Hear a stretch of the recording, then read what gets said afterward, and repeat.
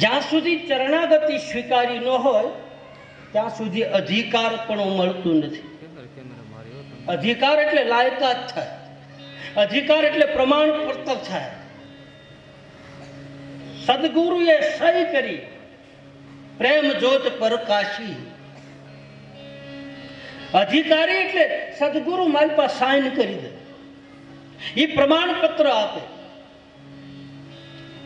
અને એને જે સહી કરેલી હોય અને એને પ્રમાણપત્ર આપેલું હોય ને, એ કોઈ દિવસ ક્યાંય પાછું નથી. એ પછી હોમાં હોપટ નીકળે.